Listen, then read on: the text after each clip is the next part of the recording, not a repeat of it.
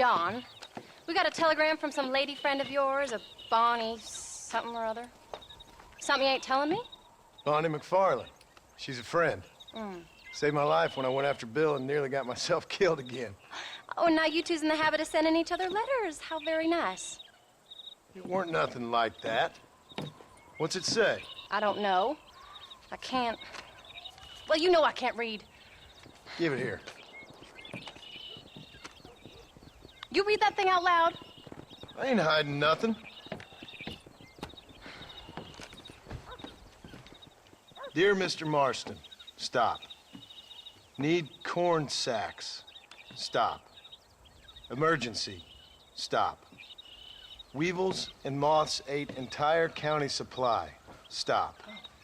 Can you help? Not exactly the most romantic request now, is it? I guess not.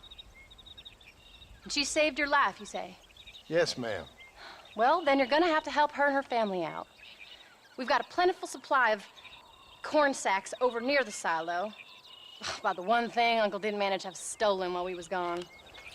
Okay. Hurry back, John. And John, what's she like? Well, you know. A little bit like you, I guess. She's a woman in a man's world.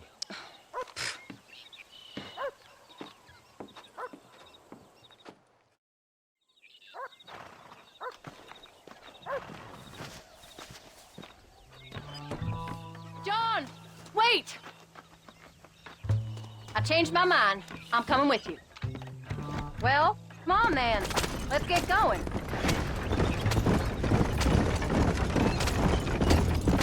I don't think I can let you go off again without me. Fair enough. I'm glad of the company. You only had to ask. Ask? I was waiting for you to ask me. I thought you'd want to keep an eye on the boy. Oh, while you were off cavorting with cowgirls in the next county? I don't think so, John Marston. You only just got home. That Jack has seen enough of me for a lifetime. So, did she marry this Bonnie McFarland? No. What does she look like? I don't know. Pretty normal, I suppose. Normal? What? Normal like me? No. Normal as in 2 eyes, mouth, nose, that kind of normal. Besides, ain't no woman fine as you. A little flattery. Now we're finally getting somewhere. If you find yourself in a hole, the first thing to do is stop digging. Another pearl of wisdom from John Marston. I sure do miss those. I never took you for the jealous type, Abigail. I ain't jealous so much as curious. You heard what she wrote. It's just some corn. Aren't we headed for Hennigan's Stead? She saved my life, and she was decent enough to me, so I owe her this much at least. How did she save your life anyway? She found me half dead on the side of the road and took me to the doctor. Most folks would have left me there. Half dead from what? Bill didn't take so kindly to me visiting unannounced. Bill never did like surprises. How was he? Same as he was when we left. Angry and dumb, taking his revenge out on the world. People down there was really scared of him. Of Bill? You gotta be kidding me. He was only frightening if he was afraid of dumb fools. Bill weren't so bad, but when Dutch went crazy, Bill took it hard. For a while, we all thought we'd found something right. A better way to live, but it was just a lie. So you saw before they did. Maybe. But they was still kind of a family. A family that left you for dead. You knew the truth, John, and they hated you for it. Let's go. Where did they take you? Who? Those government bastards. Where did they hold you and Jack? I ain't sure. They kept their eyes covered there and back. Can't have been too far from here, though. They treat you right? It ain't the first time I've had a gun to my head, John. You're forgetting your marriage proposal. Very funny. No, they learned pretty quick what would happen if they laid a finger on me. Sons of bitches. It wasn't them or being there. I didn't care about that. I've been in far worse situations.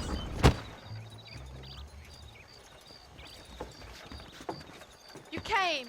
Thank you so much. We lost the entire harvest. Miss McFarland, I'd like you to meet my wife, Abigail. Oh, ain't you quite the gentleman all of a sudden? It's a pleasure to meet you, Mrs. Marston. Likewise. Thank you for saving my husband's life. And for teaching the miserable goats manners, among other things. I didn't teach him anything. I know better than to try to change a man. You should meet my father. Oh, people can change, Miss McFarland. John and I have to believe that more than anybody. This is a decent first harvest for you, John. You should be proud. That's good land you got there. How are you feeling, Mrs. Marston? From what your husband told me, it must have been awful for you. I've been through worse, and I knew he'd be back before too long. He can't cook a meal to save his life. Abigail, in my darkest hours, when I was most homesick, just the thought of one of your rat meat stews kept me pushing forward. Well, about as amusing as a weeping saddle sore, ain't he, Miss McFarland? If you're gonna start yammering about women's work, John, I'd say you might be in the wrong company. I'd say so, too. I never felt so outnumbered.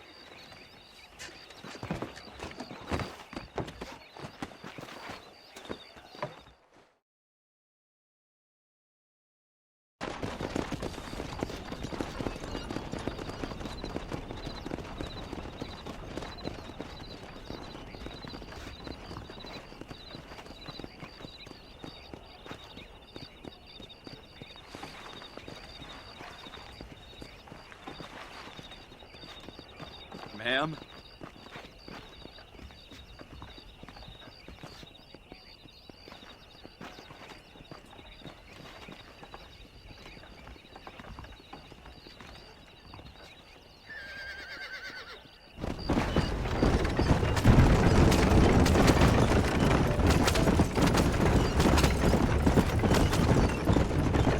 So that was the famous Bonnie.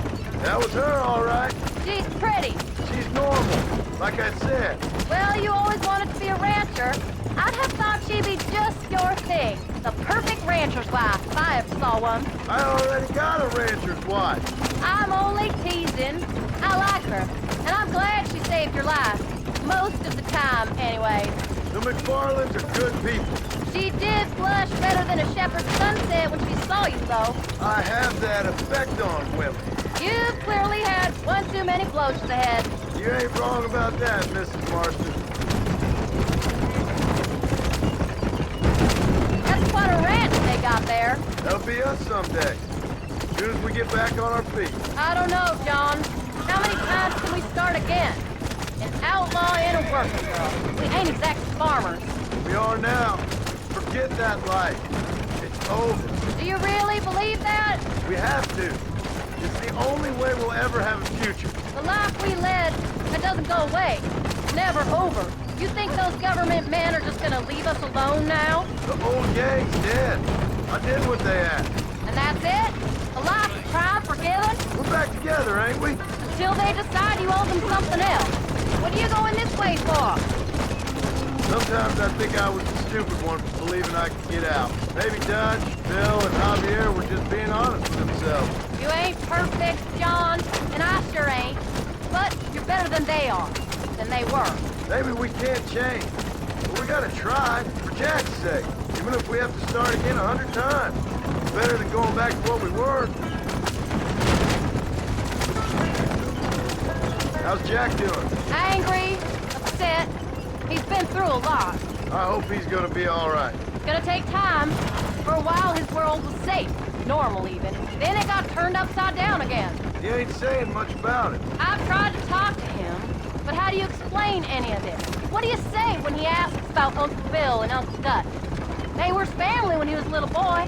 He hides away in those books of his. Wouldn't you?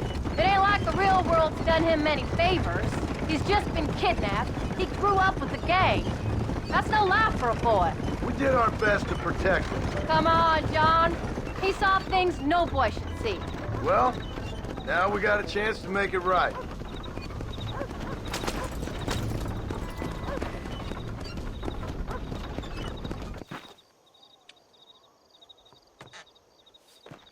We did good today, John.